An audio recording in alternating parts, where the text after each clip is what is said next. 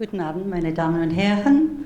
Vielen Dank, dass Sie gekommen sind. Good evening, ladies and gentlemen. Thank you so much for coming to an evening of music and medicine. It's so nice to see new faces and many of you who came last summer when Friedrich Löhr sponsored a similar piano event. Tonight, I'm privileged to introduce music and medicine and three truly effective men: Ambassador Friedrich Löhr, Consul General of the Federal Republic of Germany in New England, Dr. Kenneth Tanabe, Chief of Surgical Oncology at the Massachusetts General Hospital, and Dr. Claudius Conrad, who, under Dr. Tanabe's tutelage, inspired us to create an event to benefit his mentor's department. If at a later date you wish to make a contribution to Dr. Tanabe's surgical oncology department at the Massachusetts General Hospital, an optional donations link online direct to MGH was created. For your convenience, the optional donations link is found inside your program. I'd like to start by briefly introducing Dr. Kenneth Tanabe, first of all, and then Dr. Conrad, the soloist.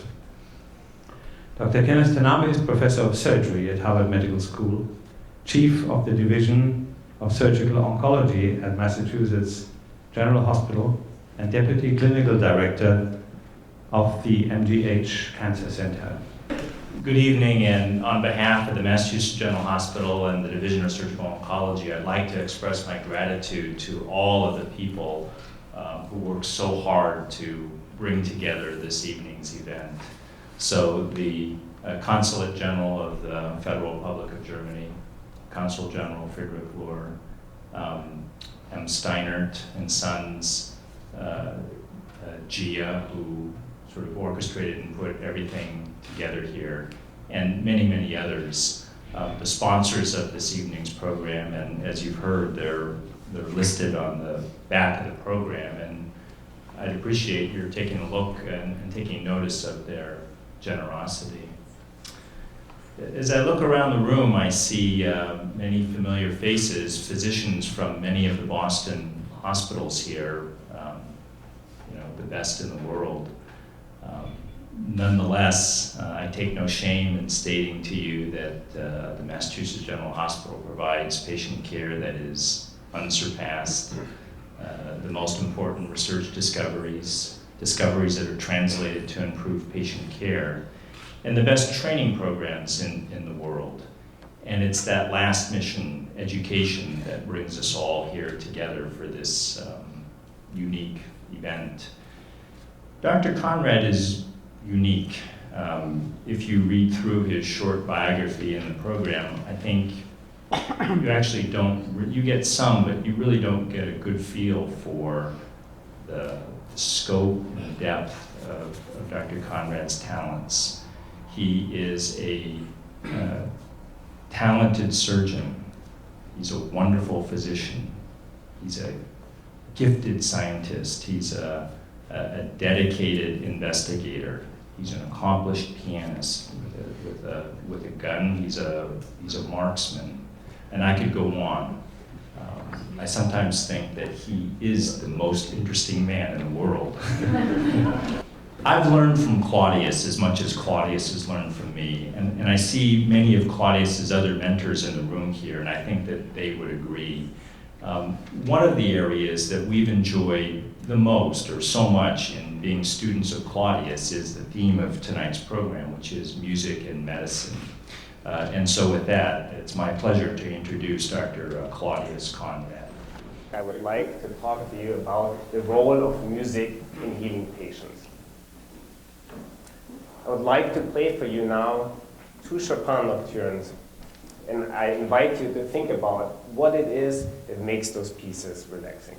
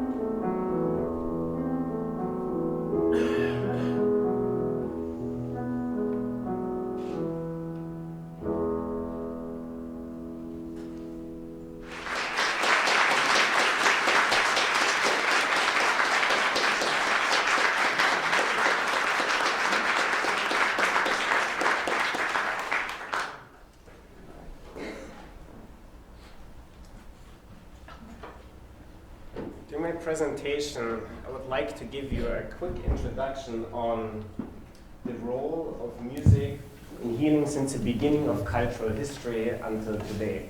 I would like to show you some of the studies we are conducting to use music to heal patients, but also the effects on relatives of patients and physicians themselves.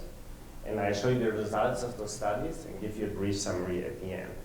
Music and healing has been intertwined, say, with healing since the beginning of time. And the Greeks developed, and the Greeks gave mythology to the people to think about it as a guide to life, as a way to solve problems in life. And the word music is derived from the word musike, which is a collective term for the 9 muses. The 9 muses were the 9 daughters of Zeus in memory and the patrons of the art. And Apollo was not only the god of music, but also the god of medicine. And we know that for the Greeks it was very important what specific effects would certain types of melodies and modes have on humans. For example, they believed that the Dorian mode would evoke a noble and uplifting feeling and would be good for the education of the youth. Francis Bacon wrote accordingly, "The poets did well to conjoin music and medicine in Apollo, because medicine tunes this curious harp of man's body and reduces it to harmony." So whensoever the evil spirit from the Lord was upon Saul, David took his harp and played with his hand, and Saul was refreshed and was better, for the evil spirit departed from him. This is a scene from the Old Testament and dates back to about 1000 BC and is believed by many to be the oldest example of music in a therapeutic and healing context.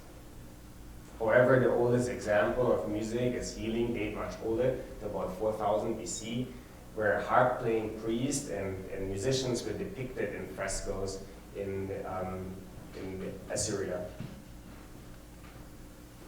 In the Middle Ages, music was a requirement if you wanted to study medicine, and the application of music was quite specific. For example, the alternating sound between the flute and the harp was supposed to help with gout. Do not try this at home. However, also dislocations and fever, but also and specifically mental illnesses were treated with music. 2 famous examples are the one of King George I of England and King Philip V of Spain. So King George I suffered from exhaustion and inability to cope with the rigors of his duties, and he asked Handel to compose a specific music for him after reading the scene from the Old Testament that you have just heard about. And Handel composed for him the well-known Wassermusik, water music, which is supposed to alleviate his depression. The other example is the one of King Philip V of Spain, who appointed the Castrato Ferdinelli as his chamber musician. And he was well respected in court, he was highly influential. Every night he would perform concerts for the king and the queen, and was supposed to have alleviated the depression of King Philip V. In the Middle Ages, it was believed that health is a balance between the 4 humors, and music was supposed to move the inner air through reverberation of the outer air. And the inner air were the so-called animal spirits. They would flow through the bloodstream and bring the bodily fluids into check.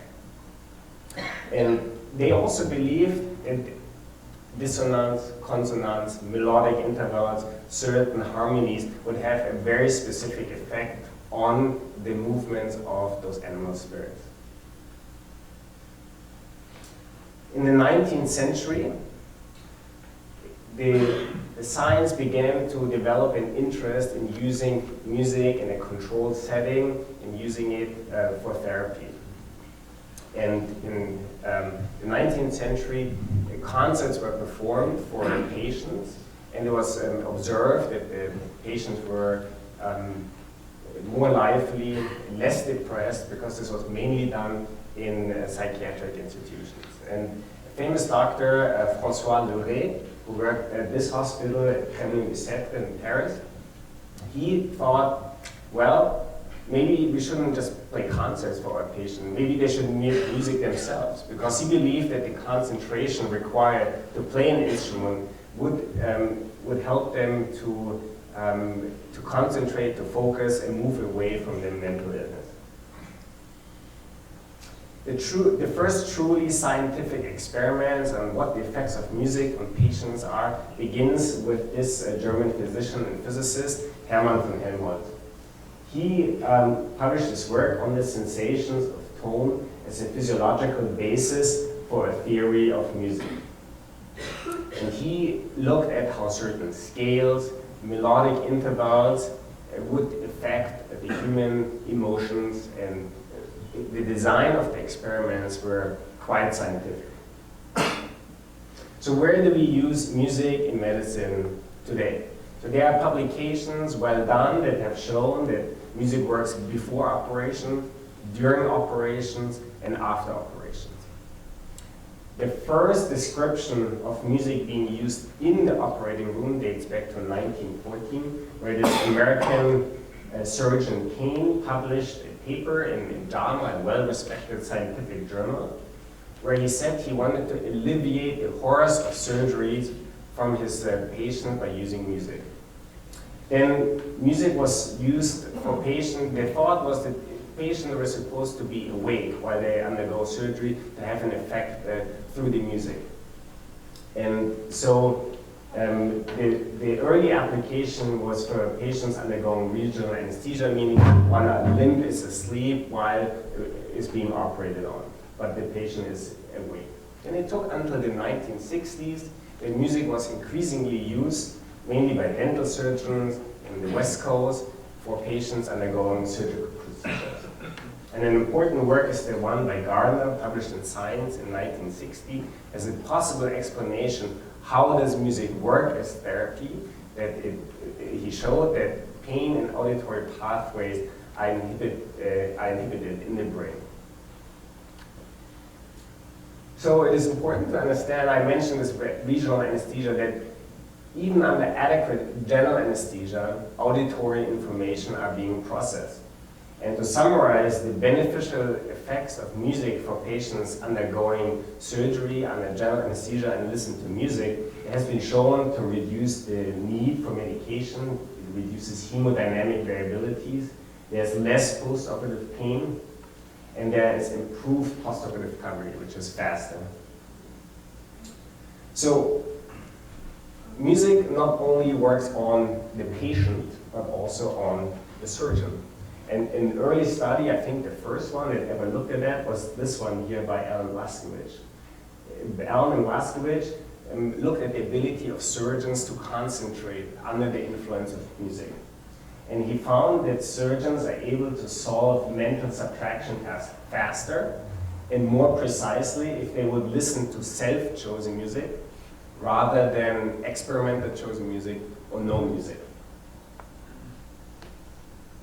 So I would put music mentally in a category like a drug, like medication. So the effects, but also side effects.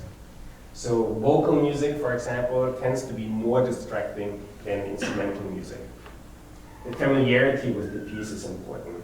Personal preference is poorly understood. What develops a musical taste is basically not understood. But we know that there's a close connection between primary personality and musical taste. That is so close that in psychiatry it is used as a diagnostic tool.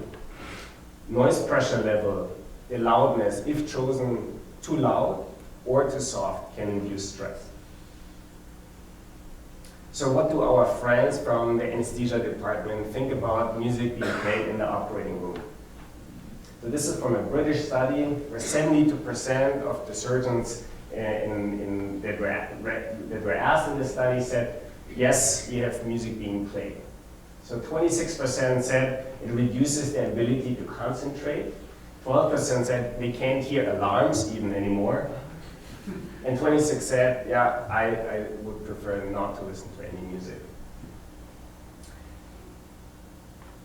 Other studies have refuted that.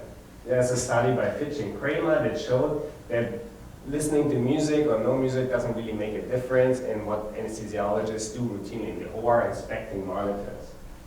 A fascinating study is the one below, where musically trained anesthesiologists were in a simulation environment and a generalized epileptic attack was simulated. And the musically trained anesthesiologists were better able to pick up on the fact that the patient asleep under general anesthesia had an epileptic attack. And a possible explanation the authors offered was that what is required to solve this problem is the ability to track information encoded in an auditory signal over time. So anesthesiologists were better able, that were musically trained, were better able to do that.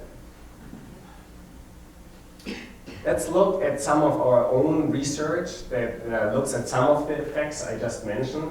And as an introduction, let's look at this video because there's many non-physicians here. And while watching this video, I recommend you look at maybe two things. One, how many individuals are actually involved in a surgical procedure, so it's definitely a team approach, number one. And number two, look at this type of surgery that is being performed. What is required from the surgeon?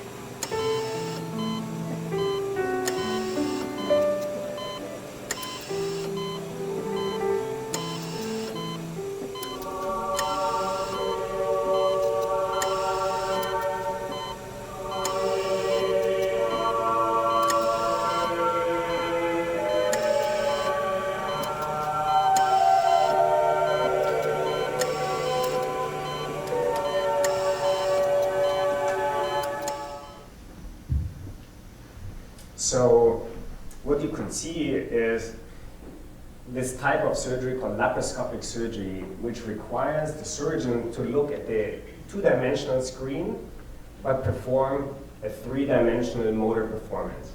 And there are numerous studies that have shown that this type of surgery is significantly more stressful than open surgery.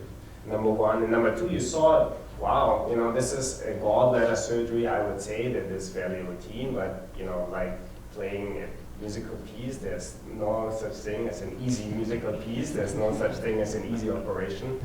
So you could see that there are many people involved.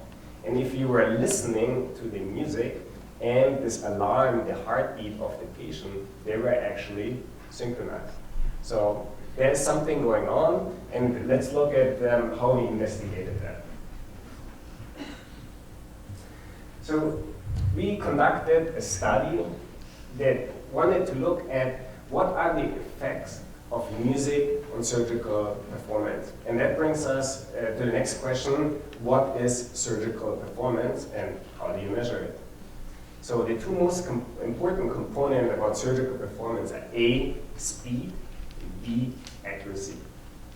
And we were then interested, how do certain types of stress impact on the performance in comparison to relaxing music.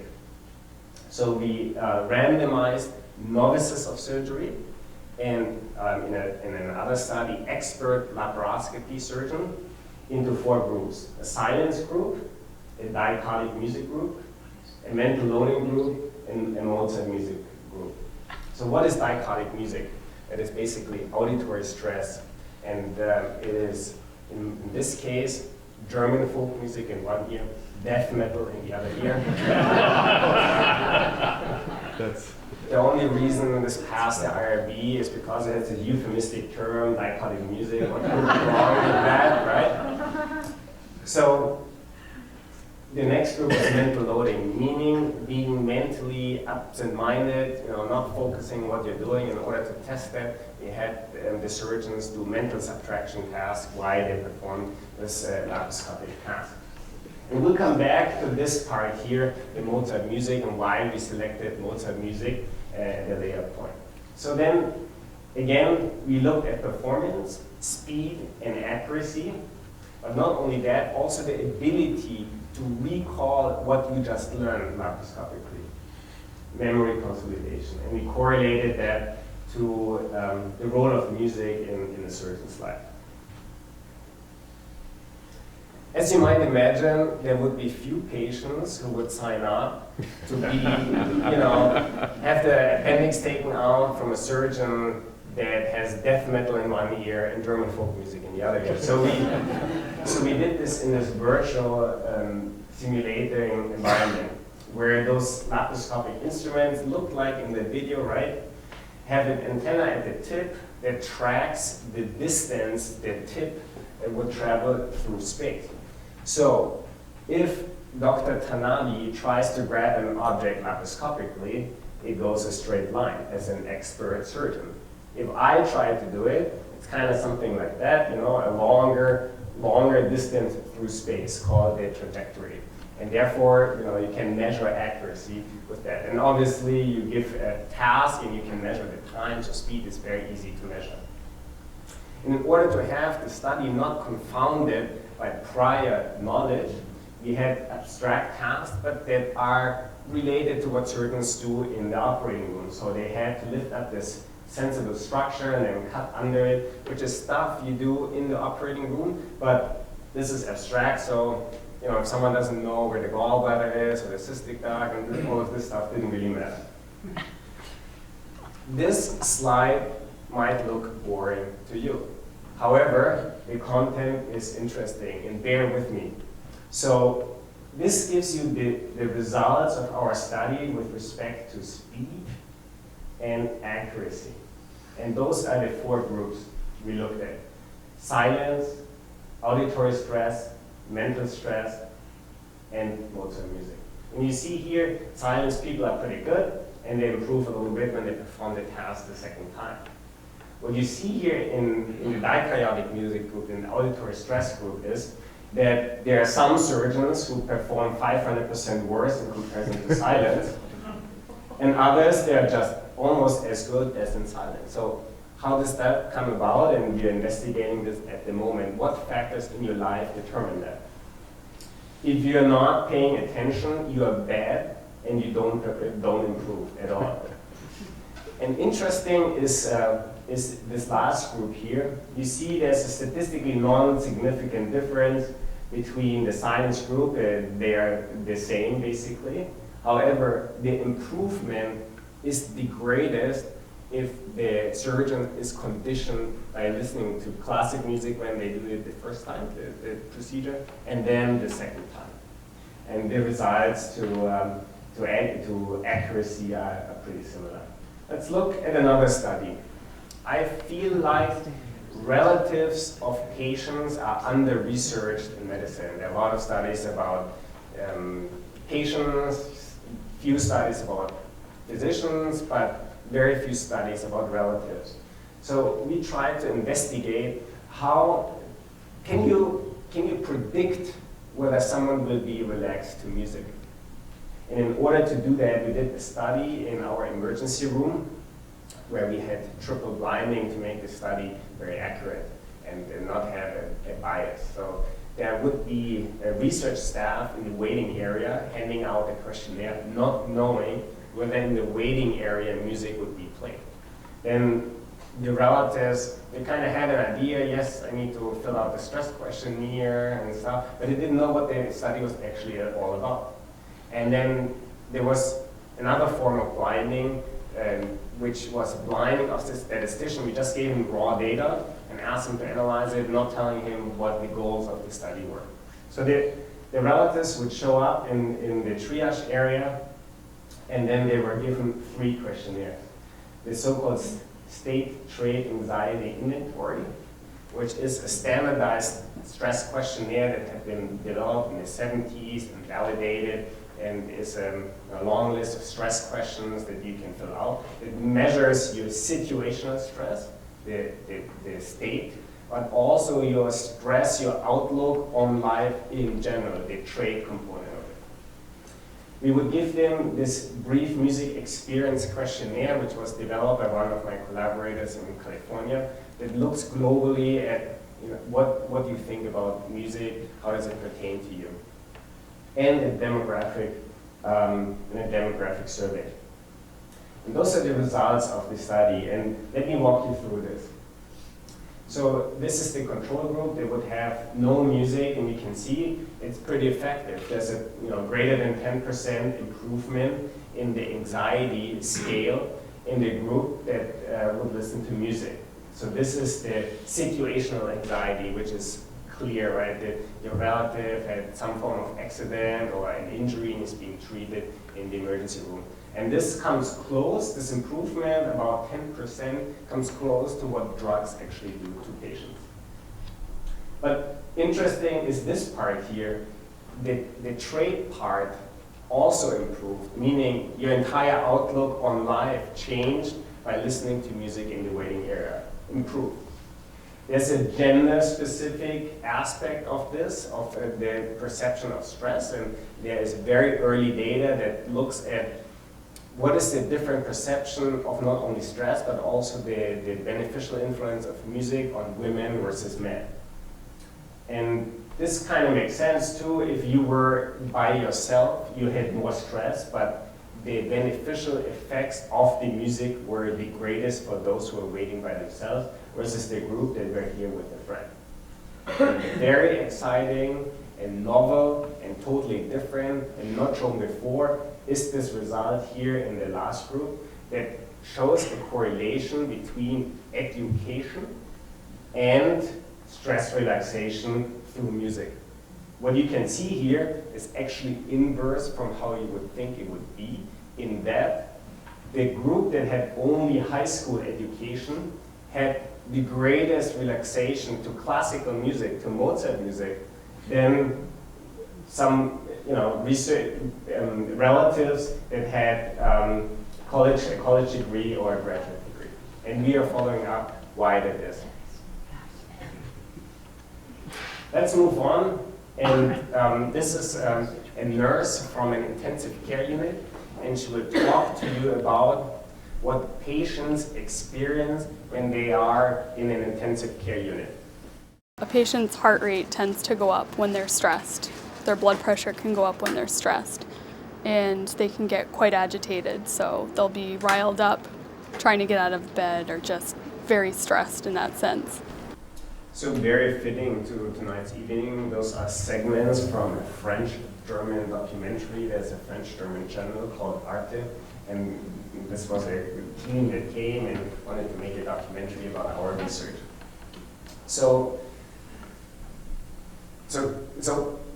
often when you think you have a cool idea in medicine, you go to the internet and open this program. We have PubMed, and you will find that 100 other people had the same idea, executed the research already 10 times cooler than you would ever think about it.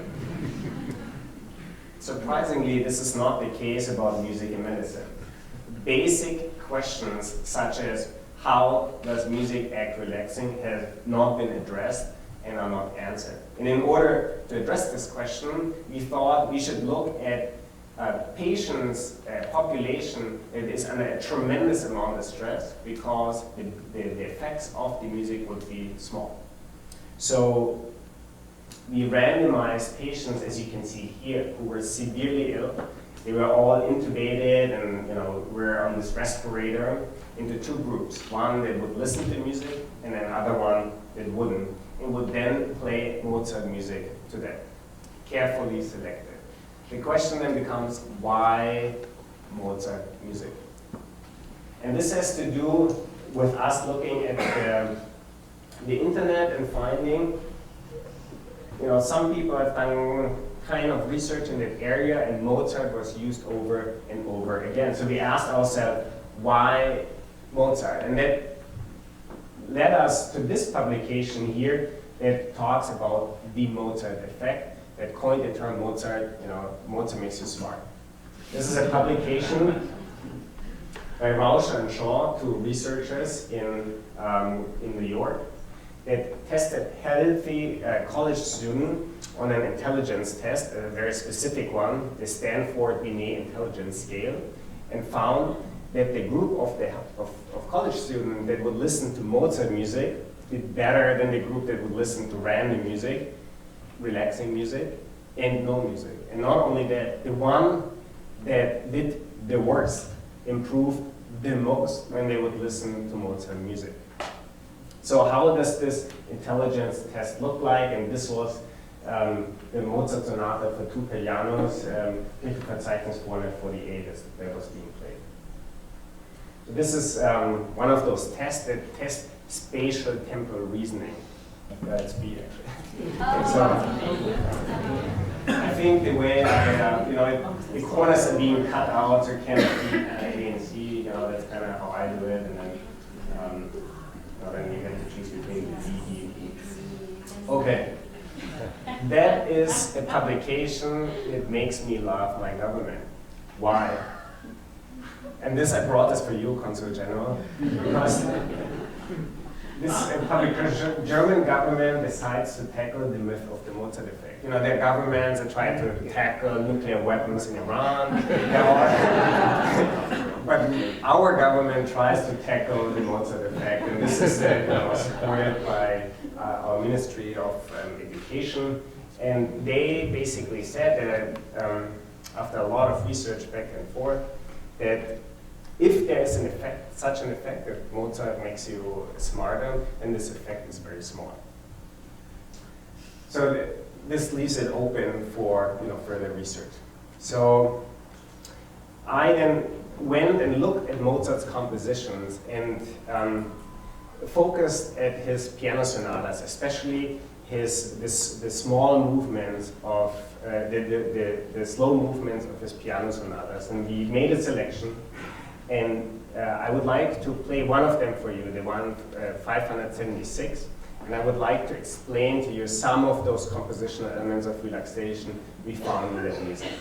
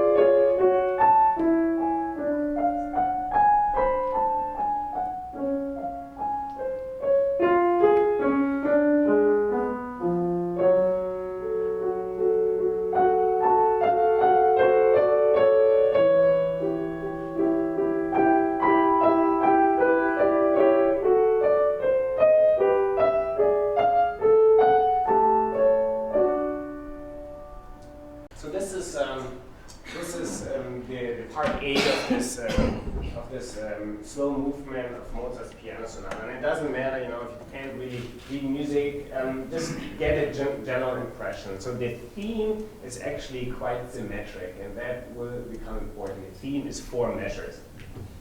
And let me play it for you. So it swings down and up again. Swings down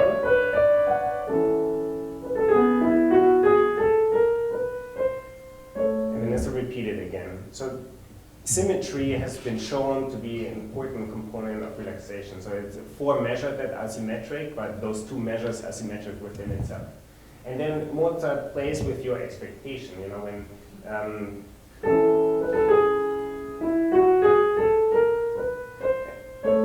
the theme is being repeated. My question to you is, would you say that the first time the theme is being introduced at the very beginning, and the next time, this part here, is the same, meaning, is this a repetition or is it a variation? Who thinks this is the same, a repetition? Who? Variation. Variation. Very educated audience. So let me exaggerate the variation part. Just the left hand is different, right? And that is an important component in marketing. If you go to a shopping mall and there is music being played by the marketing department and it's well done, it will not be Lady Gaga. It will be something that will sound almost like it, so you don't have a recognizing effect. But you know, you still listen to something that you're familiar with. And that is something Chopin used as well. So let's come back to the Chopin nocturne I played at the beginning. And whereas Mozart composes it and doesn't leave the pianist that much freedom, Chopin, the greatest pianist of all time, he relies on the pianist to make this subtle variation. So in the Chopin nocturne,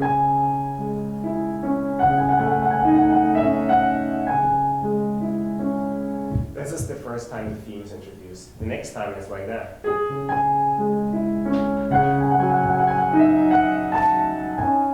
Right? And then the third time is even different.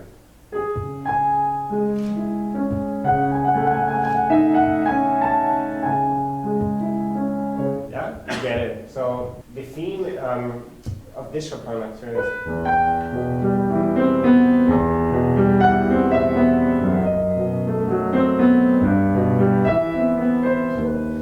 time Chopin uses the octave, you know, pretty much the same but different.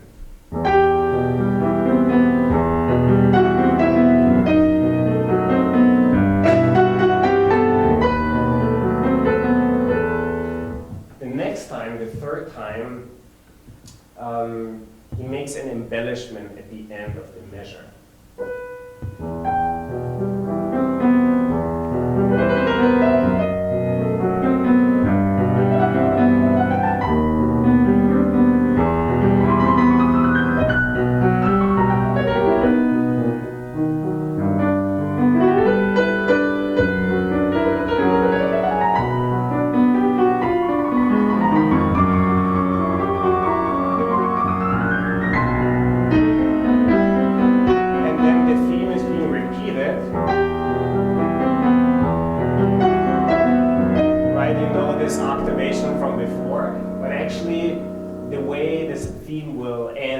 Slightly different, right?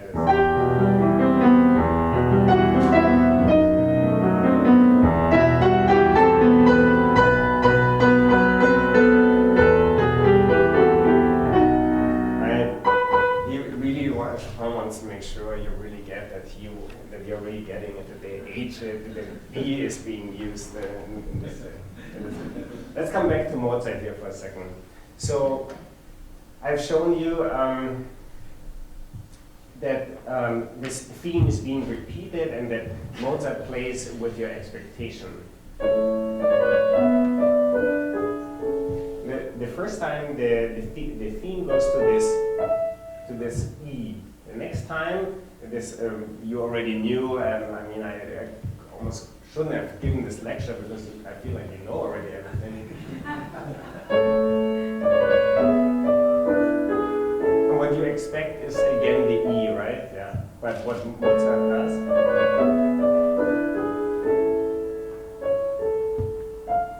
gives you the E sharp, right? That is very elegant.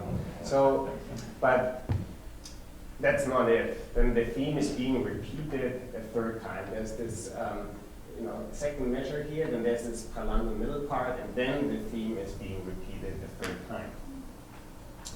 So this is almost like an argument.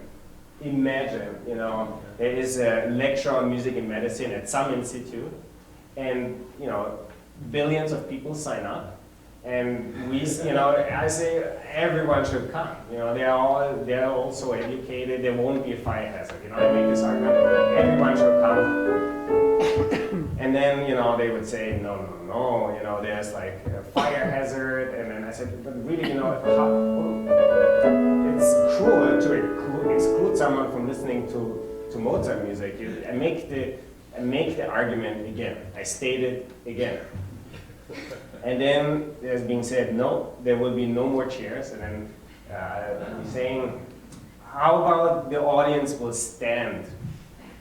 Yes, and then, how about the audience will stand, right? This is the argument. And yes, and then, there's agreement, the audience will stand, but everyone can come. So, this is I showed you, the slow tempo of a piece makes sense, that a slow piece is more relaxing than a fast piece. And I couldn't show this to you, but there's this piece, the slow movement is embedded in the first movement and the last movement with hunting fanfares, and this makes this contrast even greater. There's a symmetric structure of this piece. I showed you this 4-measure theme, which is structured within itself again. I've shown you, in contrast to Chopin, there's very little dynamic in this piece, which makes it relaxing. The simple themes are being repeated, but they are actually not repetitions, they are subtle variations. And the duration of the piece has been shown that how our concentration works. 6 to 8 minutes is ideal. The slow movement is about 6 minutes. Okay, so let's come back to our intensive care unit. And we agreed on Mozart's music, and we randomized those very sick patients to 2 arms. One that would listen to music, and the other one that wouldn't. And then we would turn off the sedative medication. They were all ventilated, and the patient would wake up. You might think now, well, that patient just had bad surgery, is severely ill, is being ventilated, and those guys are turning off the sedation and instead are playing Mozart music. This doesn't sound right to me. But it has been shown that the #1 killer in intensive care units are respiratory complications. And the more awake the patient is, the more he uses his own respiratory effort, the more likely the patient will survive. So a good ICU turns off the sedation every day anyways. And they would then assess also the neurological status of the patient, because if the patient has a stroke while being asleep and being sedated, you will not find this out. So then before we would play music for 1 hour, we would draw a blood sample, and after 1 hour again. And during the entire time, we would record parameters such as heart rate, blood pressure. What were the results of the study? And bear with me, I think this is exciting, because we were able to show that in the music group, despite the fact that the patient was on a respirator, had a breathing tube in the windpipe and was being ventilated, the heart rate didn't change if the patient was exposed to Mozart music, versus in the control group, the heart rate went up. The blood pressure even went down a little bit in the music group versus in the control group, the blood pressure went up. We had criteria when to interrupt the study, when there was desynchronization between the ventilator and the patient. And the group that listened to music didn't need any additional sedative medication, versus the control group required additional medication. The nursing staff was blinded towards which group is actually listening to Mozart music. Everyone had headphones, but music was being played only in the true group, in the Verum group. And you can see here the nursing staff rated the patient as more relaxed and better sedated in the Mozart group. This is some parameters of the human stress response, which we had selected. This slide shows you the most important parameters. Dehydroepiandrosterone growth hormone, which will become important, which interestingly was inversely correlated. The group that would listen to Mozart music had an increase in growth hormone versus the control group had a decrease. Interleukin-6 is the major player of the human stress response. That's a molecule that cells use to talk to each other, and that was decreased in the group that listened to music. So we put this then all together in a pathway. How does music work when, like tonight, you listen to Mozart music and it relaxes you? So music works in the brain on a couple of levels: an aware cortical level, an unaware cortical level, a subcortical level, and a very rudimentary level of awakeness. Then sends a signal to the hypothalamus, where this hormone, growth hormone, is secreted from the brain. And while we were doing our research, another group, totally unrelated to us, had shown in the lab, in vitro, that cells of inflammation have a growth hormone receptor on the surface. When growth hormone binds this guy here, interleukin-6, is less secreted, which mediates the entire stress response. And this was exactly what we were able to show through music in our intensive care patients. So as a result, the adrenal gland secretes less stress hormone, and as a result, we could measure those serologic parameters like better heart rate, better blood pressure, less need for narcotics, and a better level of sedation. And those are two of my fellows who have published on this. And Dr. Nelson, who runs drug toxicity now for Novartis, and Alisa, who is here tonight, who together with Dr. Washer, actually, we summarized all the data, all the available data on the effects of music on metabolism, and this is a very well-written study. If you're interested in reading it, it's not published yet, but will be out soon. So let me summarize what you heard tonight. I've shown you that music as therapy has a long tradition, but there are surprisingly few scientific studies that try to explain how it actually works. There are positive effects not only on intelligence, but also on memory consolidation and relaxation. And we can measure those effects, both in a physiologic way, those heart rate, blood pressure, but also the serologic parameter. And I believe strongly that to allow a bigger role, again, I should say, of music in medicine, we need to do more of those scientific studies to convince serious clinicians that there's a role for music in medicine today. The only thing that stands between you now and the reception with nice German wine is a short piece by Robert Schumann, therefore short. And I thought fitting to tonight's event is his composition of Foreign Land and Man from Fremden Ländern und Menschen. And I would like to thank my mentors for being here tonight, for supporting me, Dr. Washer, Dr. Tanabe. I would like to thank Gia for her philanthropic initiative. Without this event would not have been possible. I would like to thank you, General Consul, vielen Dank for this, for hosting tonight's event. And most importantly, I would like to thank you for coming tonight. And I'd like to thank you for supporting MGH Surgical Oncology. You can see that we are a group, and I'm very proud to be part of this group, that invests in novel ideas, novel concepts, and expands the training program to bring back new surgical skills to our community. So it has been said that Schumann's dreams are more directed inward, whereas Chopin, who you heard at the beginning, his dreams are directed outward towards the world. And I would like to recite one of his dreams for you now, von Fremden Ländern und Menschen, of Foreign Land and Man.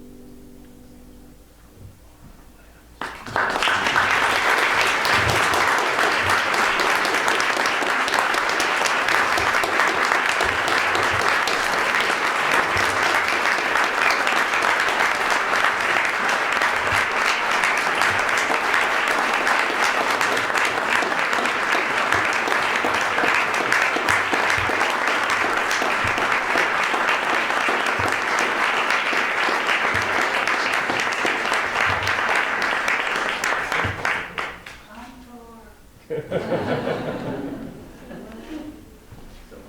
you.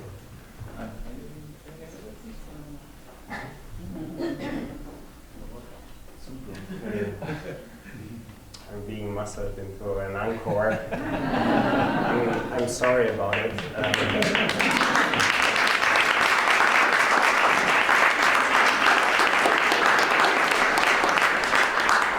It's hard to say something against the General Consul, I guess.